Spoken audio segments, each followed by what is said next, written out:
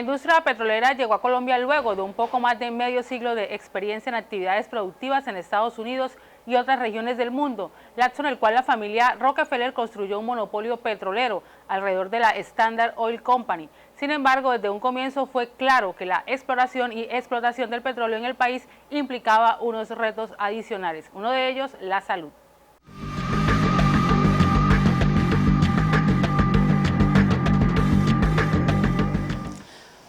Documentos del Archivo General de la Nación registran varias situaciones que hacen referencia a la salud de los trabajadores del Atroco. Por ejemplo, aquel que certifica que la empresa tiene un médico americano en servicio, atendiendo muy poco a los peones que enferman y permanece casi siempre en el sitio de Infantas. La empresa carece de hospital en este caserío y en los campamentos.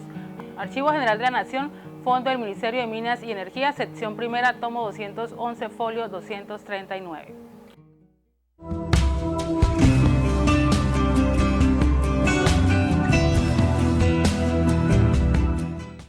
Señala este documento además que el médico de la empresa hablaba muy poco el español, haciéndose casi imposible el que el enfermo pudiese manifestar su novedad.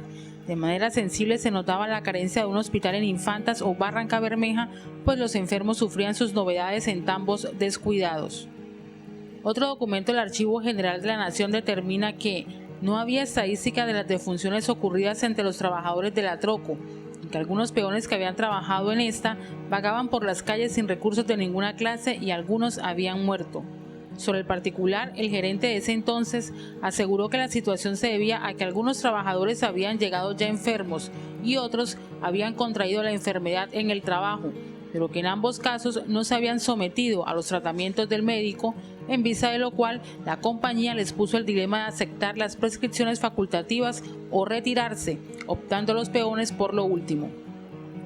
Dice además este informe que a los trabajadores se les suministraba quinina profiláctica, aunque no estaba establecida con carácter de obligatoria, que no había lucha contra la anemia tropical, que no había hospital, razón por la cual los enfermos debían permanecer en los campamentos donde se les suministraba medicinas y los mismos alimentos que a los sanos, que la compañía tenía un médico con buenos conocimientos profesionales, pero inválido, y esto le dificultaba andar por los campamentos prescribiendo tratamientos adecuados a las enfermedades.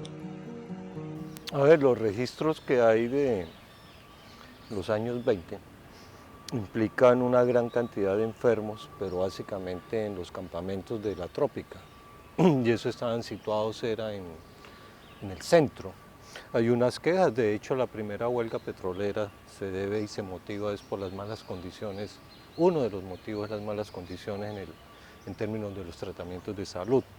Pero ya el casco urbano es otra cosa, porque aquí en la ciudad era muy poco el personal de Tropical, concretamente. Segundo, muy poco los obreros que vivían acá. Era más bien los que llegaban los fines de semana, bueno, a los descansos, descansos entre comillas que ellos solían tener acá. Era un municipio que estamos hablando de los años 20, 22, en que ya tenía cerca de 15 a 18 mil habitantes, que no había crecido mucho en construcciones, por lo tanto las condiciones de hacinamiento eran terribles, por una parte, por el otro, la gran cantidad de prostitutas que habían arribado al puerto, pues necesariamente implicaba algunas ciertas molestias por la transmisión de enfermedades sexuales de la época, ¿no? Lo que es la gonorrea, la sífilis, etcétera. Eso obligaba y obligó necesariamente que las autoridades municipales tomaran unas medidas. Ahora, en el término de lo que es la salubridad de la ciudad, no había acueducto, el agua era de pozos, no había alcantarillado, por lo tanto era una gran aglomeración de gente, un montón de casas construidas muchas veces en desorden, con unas pésimas condiciones de salud en términos generales de carencia de acueducto, carencia de alcantarillado. Y a esto se suma el clima, las enfermedades tropicales, las crisis necesariamente de la malaria, fiebre amarilla, pero también había una gran mortalidad infantil. Los pocos niños que habían tenían de todas maneras una serie de problemas por desnutrición y enfermedades diarreicas que llaman ahora, las EDA, exactamente. La cantidad de enfermos vagando por todas las calles de la ciudad sin ningún tipo de atención médica hizo que el municipio comenzara a pensar en la necesidad de construir un centro asistencial. Entonces uno puede imaginar lo que te digo, una gran cantidad de gente prácticamente sin médicos y sin servicios de salud y sin condiciones mínimas de higiene en términos urbanos. Esto hace que el municipio en un comienzo discuta siempre el problema del dispensario. Entonces, desde comienzos de la alcaldía municipal se crea el dispensario. La diferencia, un momento, la diferencia entre un hospital y un dispensario. La diferencia que hay entre un puesto de salud y un hospital actualmente. En el dispensario, El nivel de complejidad de las enfermedades. exactamente, uno en el nivel de complejidad y de manejo y de capacidad también de respuesta. Un dispensario en ese momento era encargado fundamentalmente de las vacunas básicas que se manejaban en la época y de tratar de controlar las enfermedades venéreas, que era como la condición más endémica que había en ese momento. El primer hospital de la ciudad fue de propiedad de la Tropical Oil Company. Era pequeño y estaba ubicado en la plazuela del Puerto Real. Posteriormente, en 1934, sería trasladado al corregimiento El Centro y su atención era exclusiva para los trabajadores y familiares de la compañía. Para los habitantes que no tenían enlaces con la Troco, el gobierno local fundó otro hospital que costeaba el mismo y que fue llamado el Dispensario Municipal. Posteriormente, y debido a la precariedad del dispensario municipal, al aumento demográfico y al incremento de las enfermedades, el municipio decide la construcción de un centro hospitalario de caridad. Ese dispensario inicialmente era manejado por la administración, se nombraba un síndico y a un médico director. Hay un registro de los años 20 en que hay un gran malestar entre las damas que ejercen la prostitución, porque el médico parece ser que pedía favores a cambio de tratamientos. Esto hizo que hubiera una manifestación, perdón la palabra, de putas por el servicio médico. Eso hace que el director salga. Posteriormente, y la preocupación no solamente ya de las autoridades municipales, sino de la misma Tropical, es bueno, tenemos problemas por la cuestión de salud. El municipio dice hay que construir un hospital o un dispensario inicialmente más grande para ampliar la capacidad, pero por la norma de la época dicen no, un dispensario para un municipio ya de 18.000 habitantes es insuficiente, planteen la cuestión del hospital. El mismo dispensario era el encargado de manejar las tarjetas de sanidad de las mujeres públicas o prostitutas. Exactamente, eso había un registro. De hecho, ese registro luego lo asume la inspección de policía.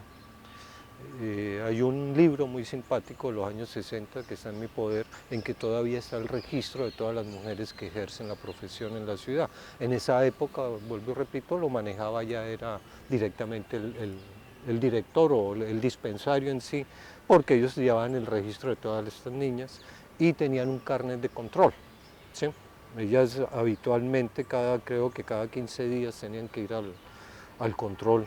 En un tiempo ese dispensario funcionó ahí en el Hospital de Caridad, posteriormente lo separan, pero eso es para los años 40, 50, y lo pasan por donde es la calle ahorita del restaurante La Cazuela, ahí terminó funcionando durante los años 50 y luego ese servicio pasa al Hospital San Rafael, ahí en Pueblo Nuevo, para ser concreto.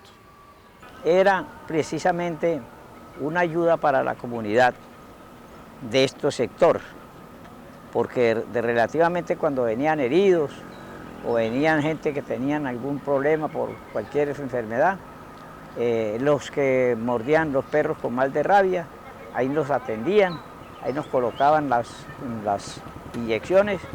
A mí también me mordió un perro con mal de rabia y a una muchacha Elvira, que nosotros vivíamos allá en Palmira.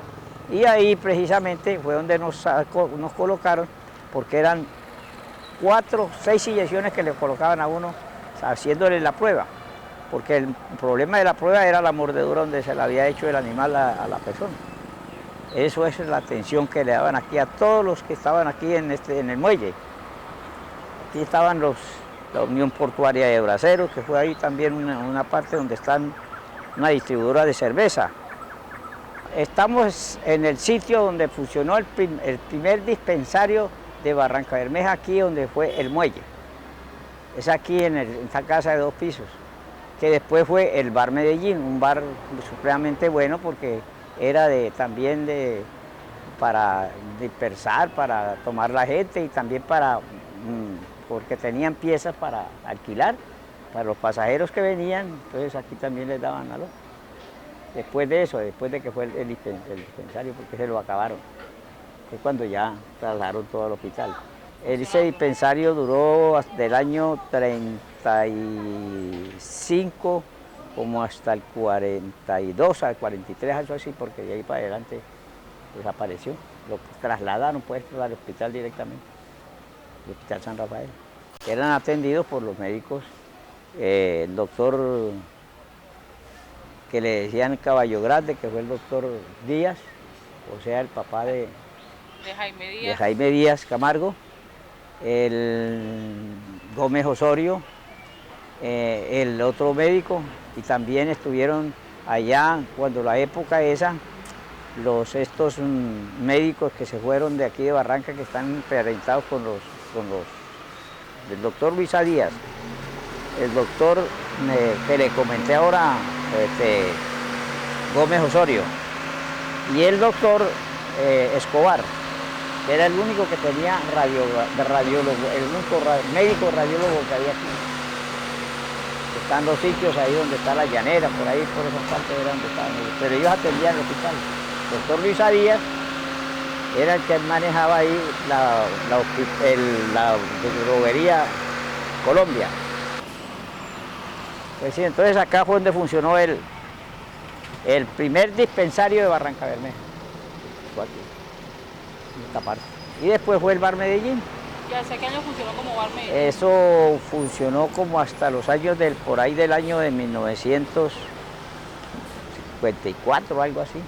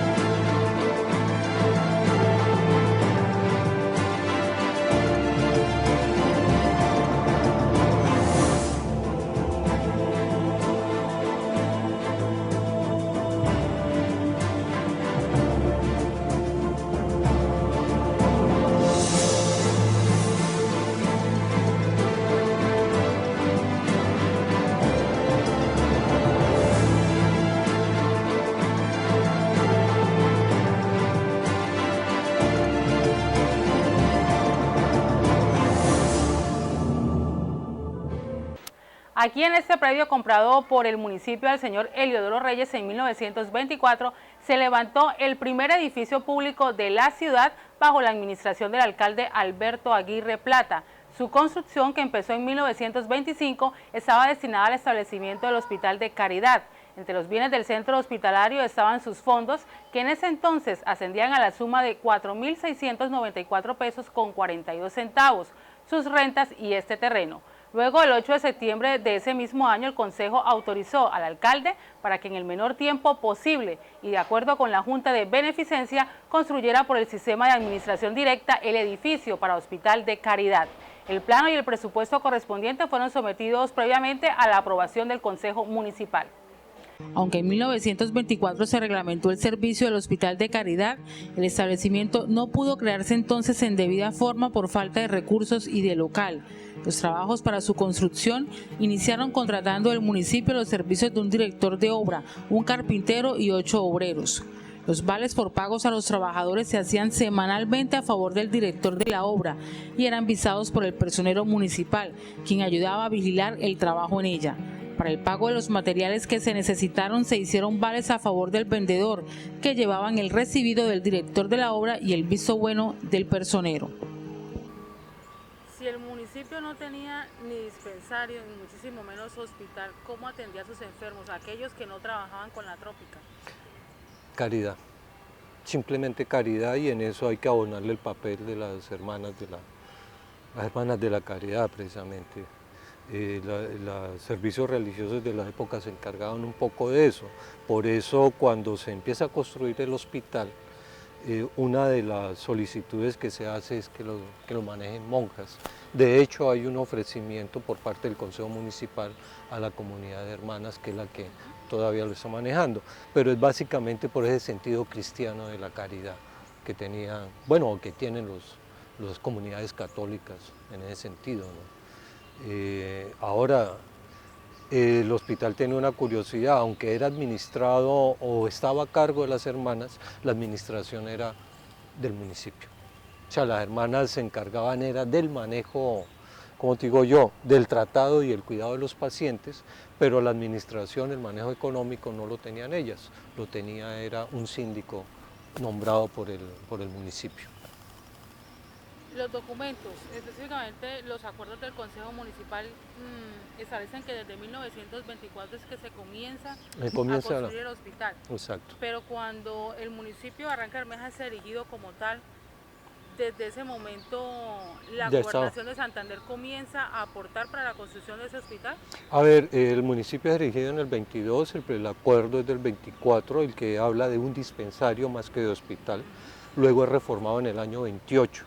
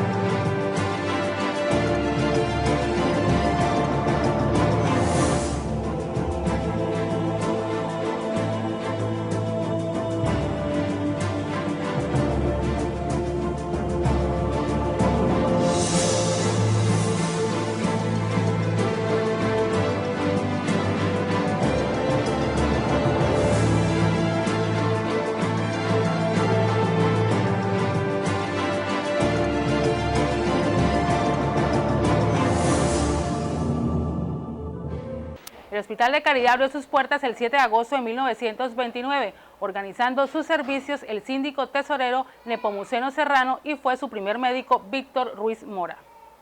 5 años después, el municipio pagaba los servicios del médico del hospital, quien tenía la obligación de asistir al dispensario y devengaba un salario de 150 pesos mensuales, mientras el dispensario contaba con los servicios de un síndico administrador a quien el municipio le pagaba 80 pesos por mes, una empleada del servicio doméstico 50 y un agente de policía 60 pesos. El médico del hospital lo nombraba en ese entonces el Consejo Municipal. En 1922, mediante la Ordenanza 46, la Asamblea de Santander autorizó un auxilio de 100 pesos mensuales para el Hospital de Caridad, mientras que la Nación aprobó 500 pesos anuales, recursos que año tras año el municipio de Barrancabermeja incluía en su presupuesto de rentas y gastos bajo la denominación entradas procedentes del Tesoro Departamental y entradas extraordinarias respectivamente. No obstante, el Acuerdo 4 de 1929 revela que el departamento le adeudaba al municipio 2.300 pesos, correspondientes al auxilio de 5 meses de 1922, 12 de 1923 y 6 meses de 1924. Y ya para el año 28 hay aportes de la gobernación y también hay solicitudes a la Tropical. A la Tropical se le hicieron solicitudes desde el comienzo de la ciudad como municipio. Tanto fue que los primeros servicios de acueducto y de electrificación los presta Tropical. De hecho, son los ingenieros de Tropical los que arman el primer acueducto, arman los primeros pozos excavados técnicamente en la ciudad para el agua potable, los hacen los ingenieros de Tropical y equipos de la Tropical. Entonces, durante los años 20 y 30 es la Tropical la que asume de alguna manera no tanto los servicios, pero sí la prestación y el acompañamiento técnico para que el municipio vaya resolviendo esos problemas. Entonces, en ese sentido también Tropical aporta por momentos droga, aporta también a veces recursos económicos para la construcción de lo que inicialmente se pensó que era un dispensario, pero se queda convertido en el Hospital de Caridad que conocíamos como San Rafael, ¿no? O que todavía conocemos como San Rafael. El municipio apropiaba recursos para la construcción del hospital, alimentación y asistencia de enfermos en casos declarados urgentes, compra de medicinas y pago de servicios médicos especiales en casos de epidemia y la provisión de letrinas higiénicas en los edificios propiedad del municipio. Los sueldos del médico, del síndico, del policía, de la enfermera y del sirviente del dispensario, pero además la compra y lavado de ropa, agua, gasolina, alcohol, mobiliario e instrumental del dispensario también eran asumidos por el municipio. Los meses seguían pasando y el municipio avanzaba en la construcción del Hospital de Caridad. El médico ya no ganaba 150 pesos, sino 200 pesos mensuales, con la obligación de atender al hospital provisional, el dispensario y el personal de obreros y empleados municipales. ¿Cuántos años duró la construcción del hospital? A ver, un acto oficial de inauguración no lo hay, porque en el 24 se inicia, los registros fotográficos que hay son más o menos del 26, 27, y hay una sección del edificio que funciona como dispensario básico. Posteriormente, con la incorporación de algunos presupuestos, alguna ayuda del gobierno y de recursos de Tropical y del departamento, se habilitan las otras áreas. Entonces, es decir uno que el hospital fue inaugurado formalmente tal día, desconocemos esa fecha.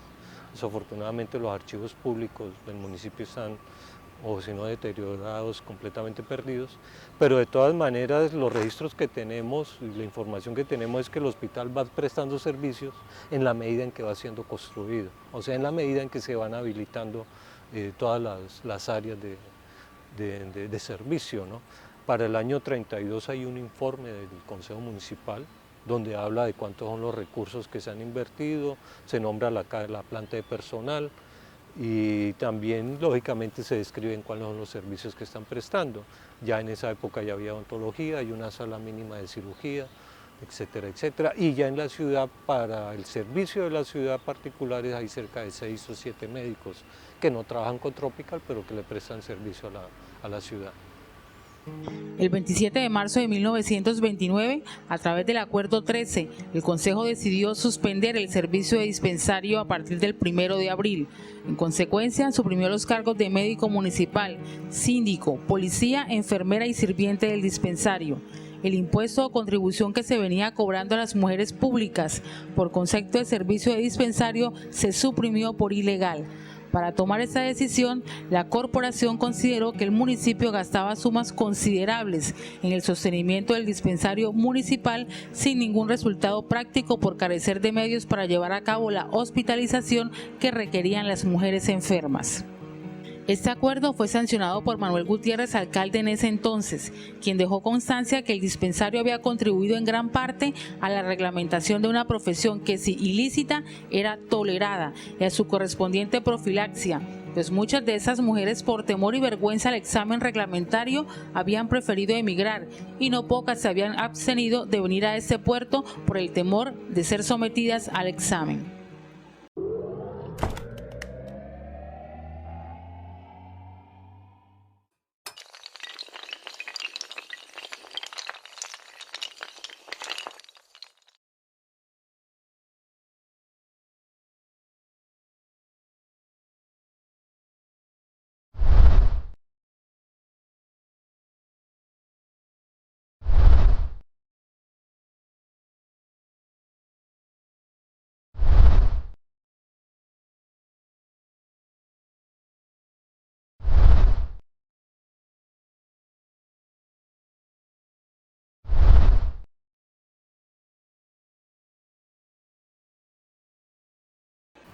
¿Qué capacidad tenía ese hospital para recibir a cuántos enfermos, cuántas camas? Creo que eran más o menos como unas 26 camas, porque había una sala lógicamente, ¿Cuidados intensivos? ¿O de cirugía? No, había una sala de cirugía, había una sala, lógico, de cuidados intensivos, pero había una sala muy amplia de maternidad y una sala de pensionados. Lo que tengo claro es que el edificio, que inicialmente fue diseñado en un solo planta, posteriormente le incorporan una segunda planta para los años 40, y ahí en la segunda planta creo que quedaban básicamente eran la parte administrativa. Si tú te paras en el edificio, al frente del edificio ahorita, a mano izquierda, donde hay una joyería, ahí era la entrada de la morgue y la entrada de la ambulancia, porque eso era una calle. Y los que conocen bien el diseño arquitectónico de ese edificio saben que tanto a mano derecha como a mano izquierda habían ingresos, habían 3 ingresos. El que te digo a mano, donde está la joyería, que era donde entraban las ambulancias para o retirar los cadáveres o llevarlos a cirugía.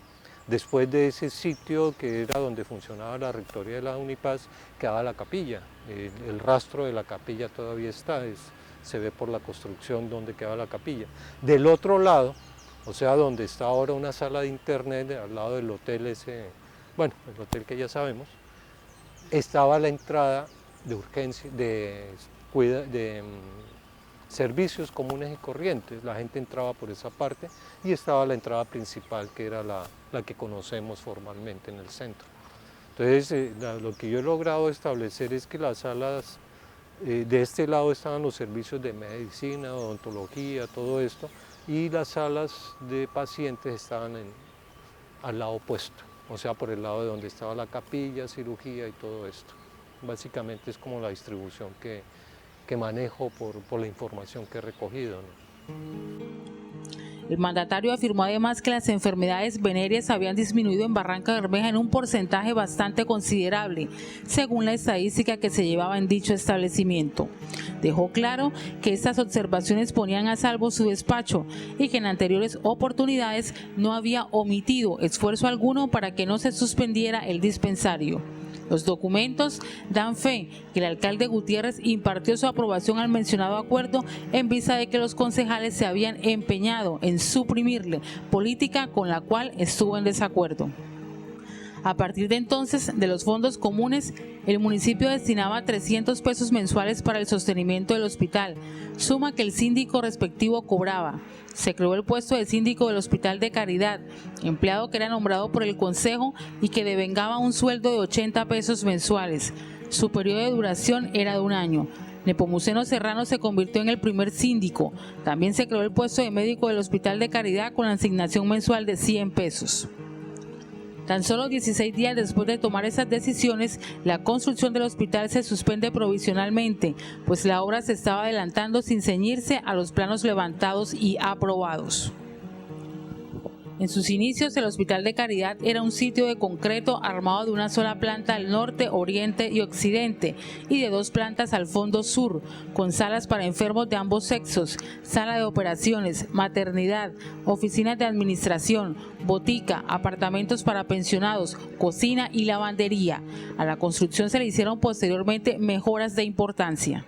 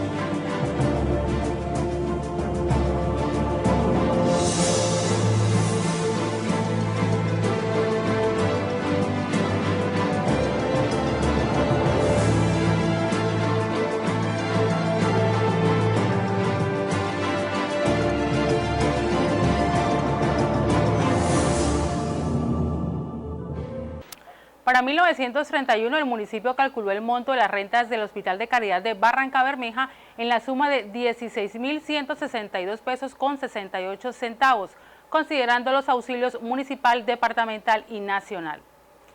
Aunque existía, como ya lo hemos dicho, un auxilio departamental de 100 pesos mensuales para el Hospital de Caridad, según Ordenanza 46 de 1922, en 1931 el departamento seguía adeudando al hospital los mismos 5 meses de 1922, los 12 de 1923 y 6 de 1924. El auxilio municipal era de 400 pesos mensuales. El departamental y el nacional, después de casi una década, seguía siendo de 100 pesos mensuales y de 500 anuales respectivamente. En 1931 la Nación también le debía al hospital 6 meses de 1929 y 12 meses de 1930. El municipio seguía pagando la alimentación de los enfermos, medicamentos, dotación de instrumentos de cirugía, lavado de ropa, compra de tendidos de cama, compra de útiles de cocina, compra de ropa para los enfermos del hospital y equipos de desinfección. Dentro de las funciones del médico del hospital estaban la de expedir certificados sobre la causa de la muerte o enfermedad de las personas que se inhumaran en el cementerio de la ciudad, si en sus últimos días no hubiesen estado al cuidado de médico graduado o licenciado.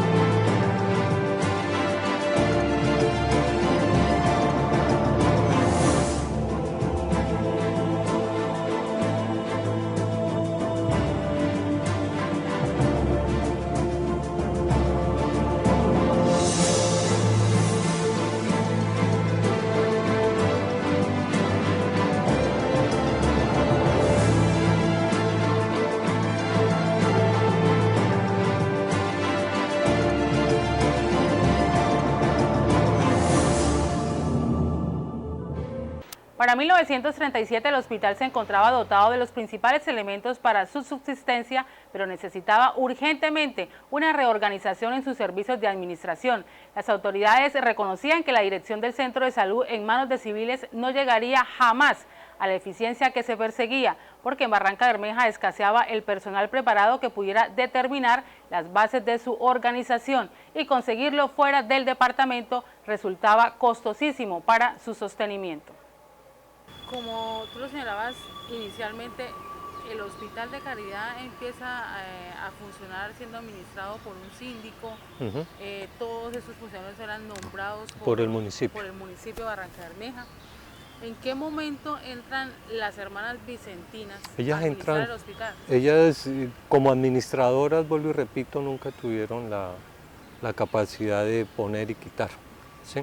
Básicamente fue siempre administrado por los civiles, por los nombrados por el municipio. Ellas, vuelvo y repito, eran responsables de la atención médica, o sea, del cuidado de pacientes. Era como una división ahí muy curiosa que se dio, porque lo que uno podía suponer era que la comunidad manejara económicamente todo el complejo del hospital, y nunca sucedió eso. Ellas siempre manejaron fue básicamente la parte de atención, y si tú vas ahorita todavía al Hospital San Rafael, ves que las hermanas están cuidando pacientes, atendiendo cocina, etcétera, etcétera, acompañando a los enfermos, pero no administrando, no firmando cheques ni nada por el estilo, ni haciendo nombramientos ni esas cosas. El municipio hacía ingentes gastos en el sostenimiento y dotación del hospital, sin que hasta la fecha hubiese conseguido su funcionamiento formal. El aumento del personal de empleados con nuevas asignaciones en nada beneficiaba la marcha del establecimiento de Caridad, porque no se disponía de una reglamentación seria que consideraban difícilmente se conseguiría si no se ponía la dirección en manos expertas que tuvieran noción suficiente de la marcha de un hospital. Para la época, la dirección de los hospitales en todos los municipios del país había sido confiada casi en su totalidad a religiosas o hermanas de la caridad por ser especializadas en esta materia. Esa razón y la idea de lograr una economía en los cuantiosos gastos de sostenimiento del establecimiento de caridad hicieron que el municipio tomara la decisión de confiar la institución a una comunidad religiosa. La administración del Hospital de Caridad terminó en manos de 4 religiosas vicentinas.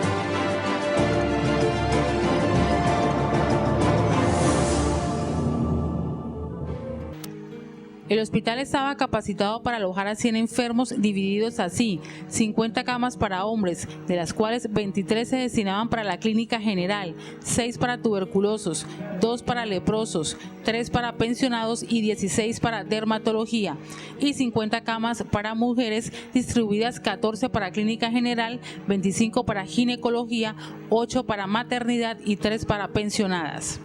Para 1939, las quejas por el abandono del gobierno nacional en cuanto a compra de insumos y dotación hospitalaria se hizo evidente.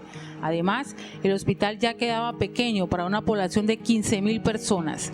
Por lo tanto, el Consejo, la Alcaldía y Cuerpo Médico Local se quejaron ante el Ministerio de Trabajo, Higiene y Protección Social, quien mediante el artículo 4 del decreto 1858 de 1938 presentó un proyecto para auxiliar la construcción de un nuevo hospital central con capacidad de 500 enfermos para responder al núcleo de población, clima y enfermedades de Barranca Bermeja. Mientras se materializaba este proyecto, se realizaron varias reformas importantes al edificio del Hospital de Caridad. El edificio del antiguo hospital sirvió también para instalar, años después, todas las dependencias del Tribunal Superior. A finales de los 80 se utilizó para las instalaciones del Instituto Universitario de La Paz hasta el 2008, cuando trasladan su sede a la zona rural. El edificio es vendido por el liquidador de la S a un comerciante en septiembre de 2007 por 870 millones de pesos. Las instalaciones fueron ocupadas por los campesinos desplazados de Yondó que usufructuaron el bien desde enero a julio de 2008. Entre el 15 y 16 de agosto de 2008 se realiza la destrucción del bien de interés cultural a manos de su actual propietario, aun cuando ya era un bien declarado como histórico y arquitectónico. Actualmente se encuentra en abandono y en espera de la solución del litigio legal. Siempre que se habla de esa estructura, o se habla como allí funcionó la Unipaz, allí funcionó el Palacio de Justicia o el antiguo Hospital San Rafael. También hubo otra función ahí que pasó desapercibida, que fue en los años finales después de que se fue el Hospital San Rafael, o sea que se construye el edificio en Pueblo Nuevo, eso fue sede de un Tribunal Superior de Santander. Lo que pasó fue que los magistrados no les gustó el clima y se lo llevaron para San Gil. Para San Gil, Socorro creo que está. Y eso pues hizo que la ciudad perdiera una gran oportunidad de desarrollo, ¿no? Porque eran, imagínate, tribunales acá con magistrados, hubiera implicado otro desarrollo en términos del derecho acá. Pero eso fue un periodo en que posteriormente quedan, así como estaba la sede de los juzgados de circuito, también estaba la sede de este tribunal acá. Eso dura hasta el año 85 o quizás un poco antes, porque lo que conocemos ahora como el Palacio de Justicia pues hizo que se llevaran todos los servicios para allá. El edificio quedó vacío durante un tiempo, que es cuando aparece la propuesta de la Universidad de La Paz, en el año 85 para ser exacto. Pero ¿hay algún documento que certifique, por llamarlo de esa manera, de que ese hospital de caridad se llamaba Hospital San Rafael? Claro. ¿O simplemente por el hecho de que allá se construyó uno que después llevó ese nombre, uno supone que ese era el antiguo? No, eso hay un documento claro, del acuerdo del municipio. De hecho, nosotros tenemos una copia del documento original donde el municipio le hace la donación del sitio a la sociedad, al Hospital San Rafael, ya como empresa del Estado o como servicio al Servicio de Salud de Santander, para ser más exacto. Es un documento de 1952 más o menos, en el que el personero municipal le hace entrega al Hospital San Rafael, o sea, a ese ente institucional, la posesión del terreno y del predio y de todo lo que le poseía el hospital. Es que el hospital, curiosamente, él es producto, eso tiene una historia también muy curiosa porque las escrituras del terreno del hospital estaban en Barichara, era de una señora de Barichara, y eso fue un problema largo hasta que el municipio logró comprar y lograron también una donación para el municipio de ese terreno. Pero con la donación de ese terreno por parte de esta señora y la compra de unas cosas que se hicieron en esos años, se compraron unas casas aquí en La Campana, el hospital accedió al recurso, a las casas que hay al frente de la Normal antigua y de la Catedral antigua. Esa manzana que hay ahí es propiedad del antiguo hospital. O sea, al hacerse el derecho de las escrituras del terreno, también se le incorporaron unas gabelas, que es parte también del proceso jurídico que hay entablado, ¿no? Porque si el hospital se construye con recursos del municipio, funcionó durante todo pero el lote no era del municipio. No era del municipio. Parte del lote no era del municipio, entonces ellos tienen que recurrir a la negociación para que les hagan donación y compran también otros pedazos. médicos que hayan trabajado en el Hospital de Caridad? No te sabría decir sinceramente, tendría que mirar los reportes que hay porque ahí están los nombramientos de los médicos y todo.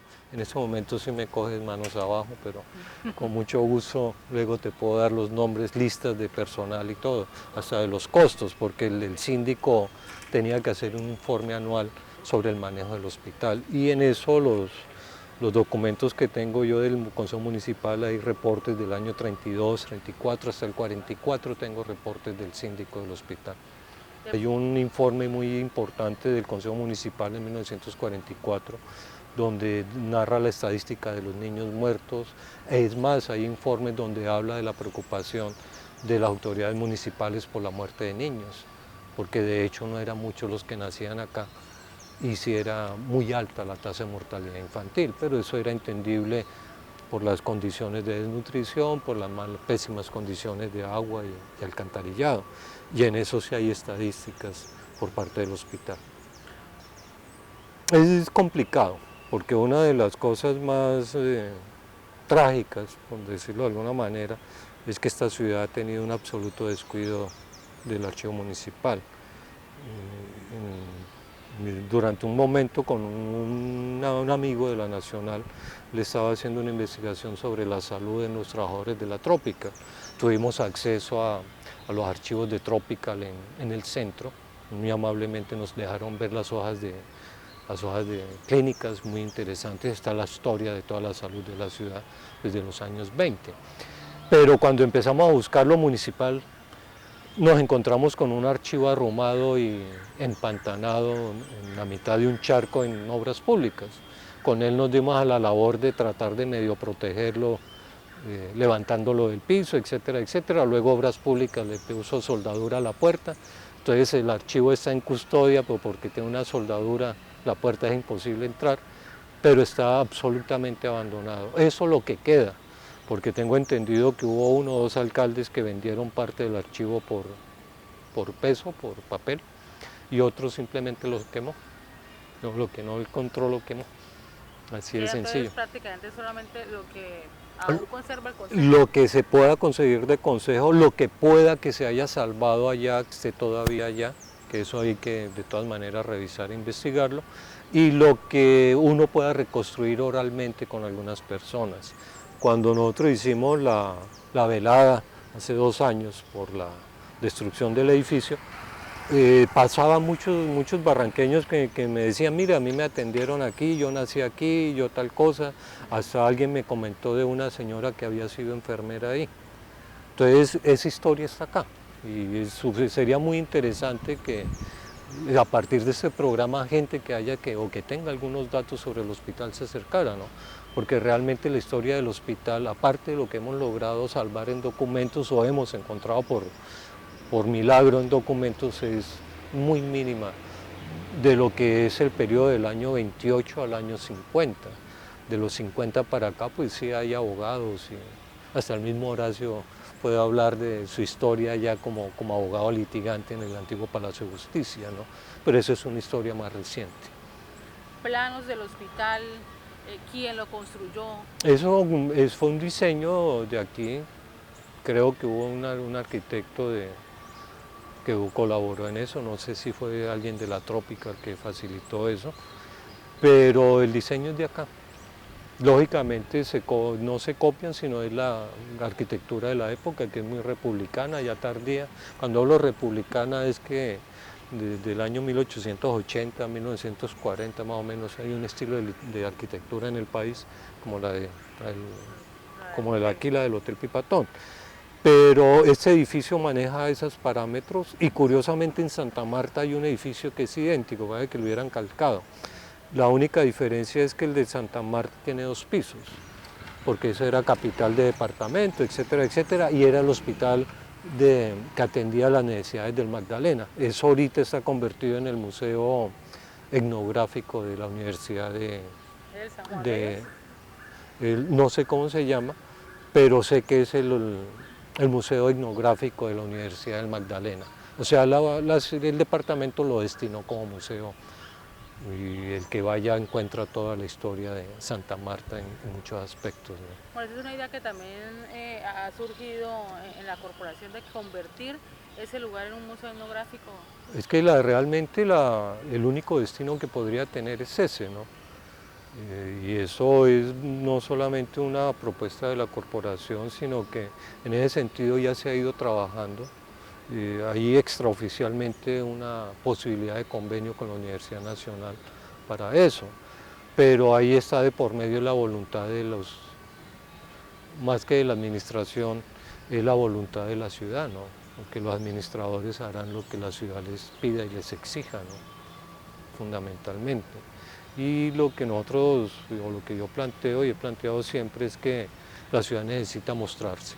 Así como este hotel está perfecto por el cuidado que se le ha tenido y la conciencia que tiene sobre su trascendencia histórica, es bueno que miremos ese edificio como eso. De hecho, yo defiendo mucho el edificio porque es el primer edificio público que nosotros construimos. Es la plata de la ciudad la que se invirtió ahí en gran medida, cosa que no sucedió con los otros, ¿sí? Antes, es que es curioso porque antes de tener alcaldía, antes de tener cárcel, antes de tener iglesia, tuvimos hospital. Y eso es ¿cómo digo yo? Eso ejemplariza la preocupación que tenía el Consejo Municipal y la administración de la época en la ciudad, en la salud de los habitantes. Que uno no sabe en ese momento en qué estén pensando los administradores es otra cosa, al menos los de esa época sí estaban preocupados por la gente de la ciudad. Y está plasmado en los acuerdos, porque está plasmado en los acuerdos. Varios de esos documentos es una insistencia. Que contraacreditaban dinero para darlas al hospital, exacto. La prioridad era la salud y educación, pero fundamentalmente era salud. Uno nota que, vuelvo y repito, antes de construir siquiera la alcaldía o pensar en el colegio de varones, se metieron toda la plata en el hospital concretamente.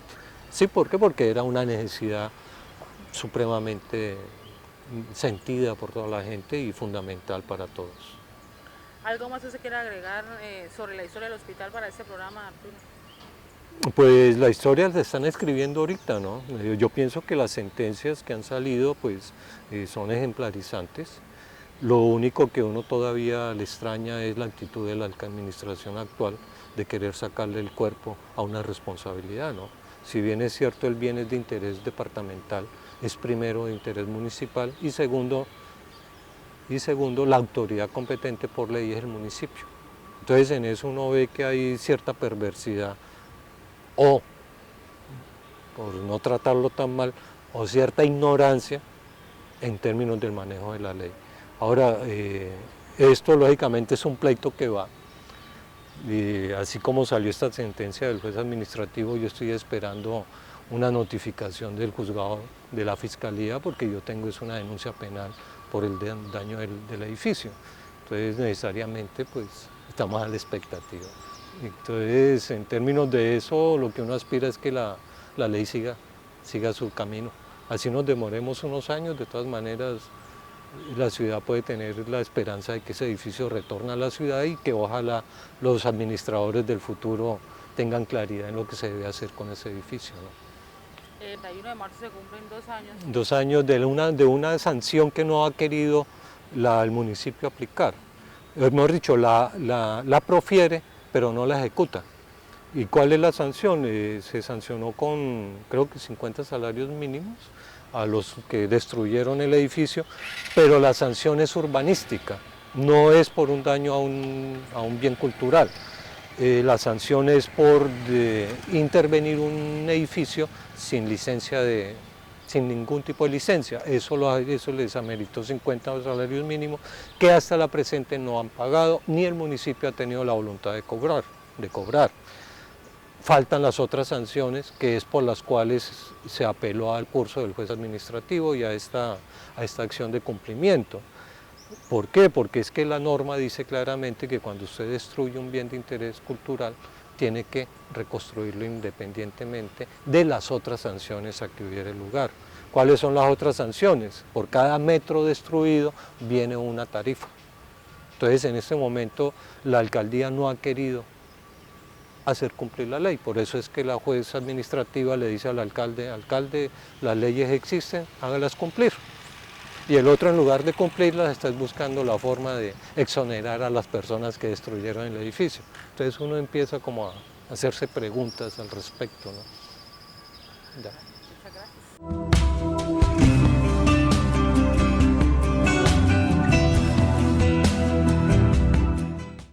Esperamos que este programa haya sido de su completo agrado. La Corporación Memoria y Patrimonio agradece su compañía y los invita a seguir tejiendo la historia con los hilos de la memoria.